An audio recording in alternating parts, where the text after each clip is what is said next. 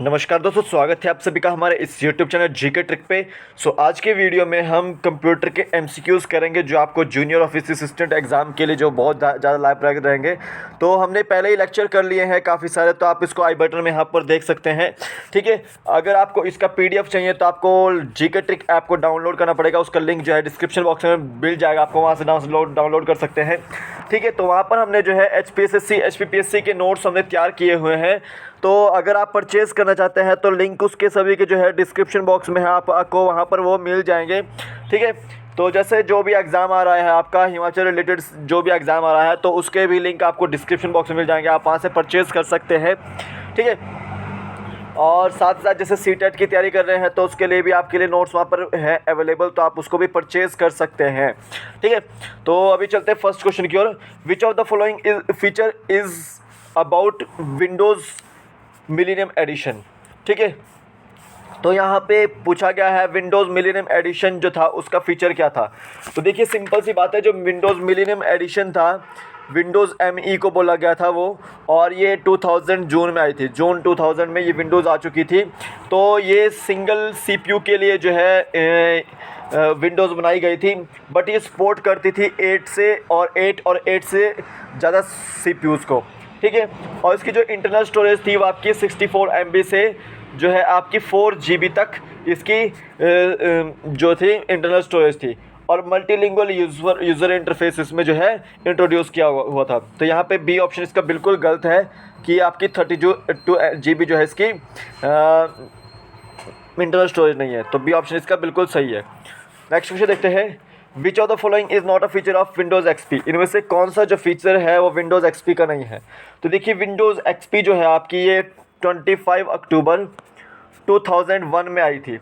ठीक है, और इसमें जो है 2 एडिशन थे, एक था आपका होम यूज़र्स के लिए, एक था आपका बिजनेस यूज़र्स के लिए। तो होम यूज़र्स के लिए होम एडिशन था और बिजनेस यूज़र्स के लिए प्रोफेशनल जो था आपका एडिशन था। ठीक है, तो यहाँ पर देखिए Windows XP is made for home users as well as business user, ये करेक्ट स्टेटमेंट है। It provides 1.5 GB of available space on the hard disk, तो ये भी करेक्ट स्टेटमेंट है क्योंकि ये जो है 1.5 GB जो है अवेलेबल स्पेस देती है हार्ड डिस्क पे। ठीक है, और यहाँ पर जो है 64 MB of RAM internal storage होती है, ये भी करेक्ट है। तो यानी कि इसका जो डी ऑप्शन गलत है, ये आंसर इसका सही है यहाँ पे, क्योंकि ये जो है CD-ROM को सपोर्ट करती है। ठीक है, ये जो विंडोज़ XP है वो CD-ROM को सपोर्ट करती है। साउंड कार्ड जो होता है जो लैंग्वेज को ट्रांसलेट करने में हेल्प करता है उसको सपोर्ट करती है। DVD-ROM जो ड्राइव होती है उसको सपोर्ट करती है। स्पीकर्स और हेडफोन्स जो होते हैं उसको सपोर्ट करती है। तो यानी कि डी ऑप्शन इसका राइट आंसर था। नेक्स्ट क्वेश्चन देखते हैं। Which of the following is not an edition of Windows. थोड़ा सा यहाँ पे करेक्शन कर लीजिएगा, थोड़ा सा गलतियाँ हो जाती है। तो which of the following is not an edition of Windows, तो यहाँ पर देखिए 95 भी है और आपका 98 कीजिएगा यहाँ पे, ये भी है, मिलेनियम एडिशन भी है और लिनक्स नहीं है। तो यहाँ पे डी ऑप्शन नहीं है, विंडोज़ का जो एडिशन नहीं है वो लिनक्स नहीं है। ठीक है, नेक्स्ट क्वेश्चन देखिए। विच of the following window easily used for social media sites. जितनी भी सोशल मीडिया साइट्स होती हैं जैसे फेसबुक हो गई, ट्विटर हो गई, उनको चलाने के लिए जो है कौन सी विंडो का इस्तेमाल किया था, जो जनरली जो होता है वो तो विंडोज़ 10 का उसमें इस होता है। तो सी ऑप्शन इसका राइट आंसर है। ठीक है, तो यहाँ पर थोड़ा सा आप इसको विंडोज़ 8, विंडोज़ 7, विंडोज़ विस्टा के जो है रिलेटेड क्वेश्चंस आप देख लीजिएगा। ठीक है, नेक्स्ट क्वेश्चन देखते हैं। The background image of desktop is called. तो बैकग्राउंड इमेज डेस्कटॉप की क्या होते हैं। तो डेस्कटॉप जैसे ही आप कंप्यूटर को ऑन करते हो तो फर्स्ट जो स्क्रीन दिखती है आपकी वो डेस्कटॉप होती है, जो डिस्प्ले होती है आपको वो डेस्कटॉप होता है। तो बैकग्राउंड जो इमेज होती है डेस्कटॉप की उसको हम क्या बोलते हैं, वो वॉलपेपर बोलते हैं। ठीक है, तो सी ऑप्शन इसका राइट आंसर है।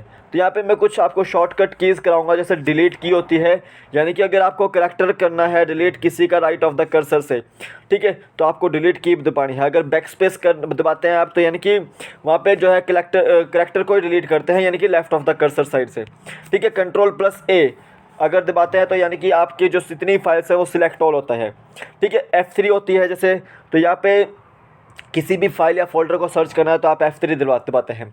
आल्ट और एंटर जब दबाते हैं आप एक साथ, तो यानी कि वो क्या करती है, यहाँ पे प्रॉपर्टीज़ को जो है सिलेक्ट करती है यहाँ पे। और आल्ट प्लस F4 जो होती है, यानी कि जितनी भी एक्टिव आइटम है उनको क्लोज़ करती है और जितने भी एक्टिव प्रोग्राम है उसको क्विट करती है। और आल्ट प्लस स्पेस बार जो होती है वो जितने भी शॉर्टकट होते हैं उनको ओपन करती है एक्टिव विंडो में।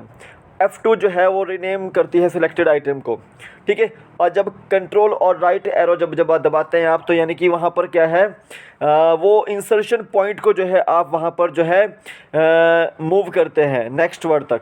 कंट्रोल प्लस लेफ्ट एरो जब दबाते हैं आप, तो वहाँ पर भी जो है इंसर्शन पॉइंट जो होता है वो आप मूव करते हैं, यानी कि प्रीवियस वर्ड में जाने के लिए। कंट्रोल आल्ट और डिलीट मैंने आपको पहले ही बताया है कि रिस्टार्ट द कंप्यूटर करने के लिए, ठीक है, उसके लिए होता है। कंट्रोल प्लस ESC यानी कि आपका जो है डिस्प्ले करने के लिए स्टार्ट मेन्यू को। F5 जब दबाते हैं यानी कि आप रिफ़्रेश करते हैं विंडो को। ESC जो है आप वहाँ पर क्या करते हैं, कैंसिल द करंट टास्क, यानी कि कोई करंट टास्क कर रहे हैं आप तो वहाँ पे आप उसको कैंसिल करते हैं। विंडो टू डिस्प्ले और hide the smart start menu, window जो होती है आपकी वो एक तरह से डिस्प्ले करने के लिए या फिर हाइड करने के लिए स्टार्ट मेन्यू को होती है। विंडोज़ प्लस D, तो यानी कि विंडोज़ को डेस्कटॉप पर दिखाने के लिए, ठीक है, तो आप विंडोज़ प्लस D यूज़ करते हैं। विंडोज़ प्लस L, ठीक है, यानी कि अगर आपको कीबोर्ड को लॉक करना है तो आप क्या करते हैं, विंडोज़ प्लस L को दबाते हैं। तो ये कुछ इंपॉर्टेंट कीज़ थी तो मैंने आपको करवानी थी। तो अगर आप जैसे कंप्यूटर की तैयारी कर रहे हैं या फिर किसी भी एग्ज़ाम की तैयारी कर रहे हैं तो आपके लिए जीके ट्रिक ऐप पर जो है नोट्स अवेलेबल हो जाएंगे, तो आप इसको परचेज़ कर सकते हैं। तो अभी के लिए फ़िलहाल इतना ही, फिर मिलूंगा एक नए वीडियो से, तब तक के लिए जय हिंद जय भारत।